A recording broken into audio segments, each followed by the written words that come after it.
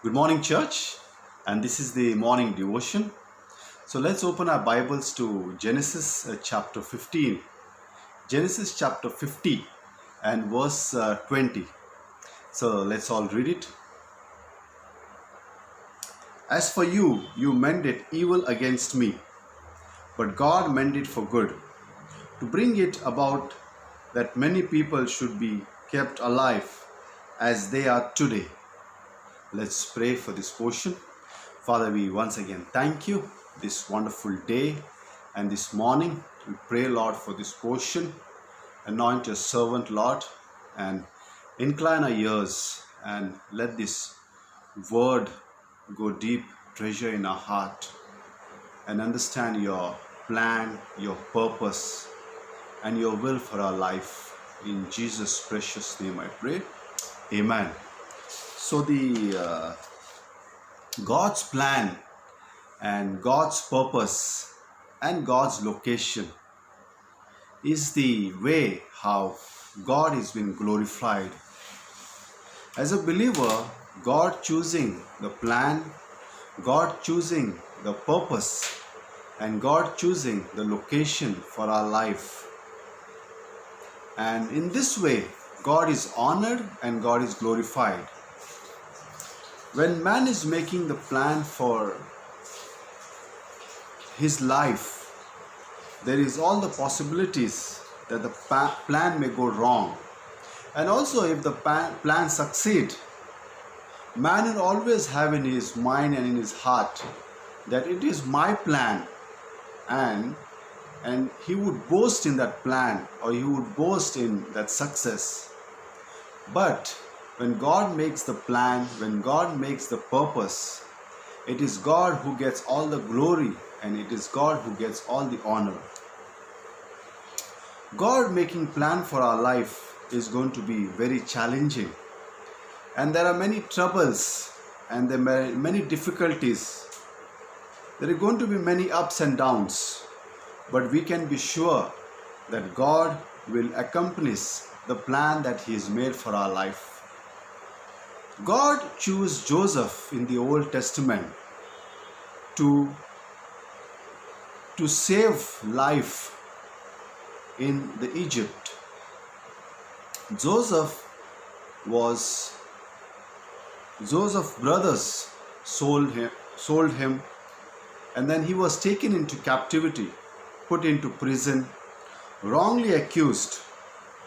Joseph had to go through all of difficulties and suffering, but he understood that God is working in his life, and he let God do all the working and he let God make the plan and purpose for his life, and God accomplished the task that he was set forth for his life. God rescued him and accompanied the task that has been set for his life. Joseph never spoke anything wrong about the king, nor he had any kind of anger for his brothers.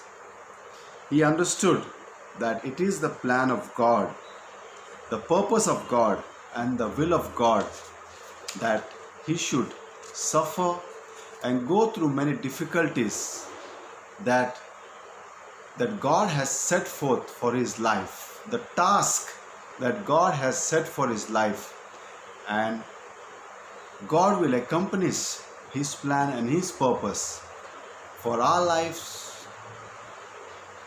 Joseph silently endured the pain and suffering and also shame that he went through for all the accusations. But at the end, Joseph interprets king's dream and was made the second commander of Egypt. God is working in each of our life. God has a plan, God has a purpose, and God's will accompanies. We just have to wait patiently and let God do all the working. Dr. Lloyd Jones said that it is tragic when a person succeeds before he is ready. For it is through faith and patience that we inherit the promises of God. Hebrews 6:12.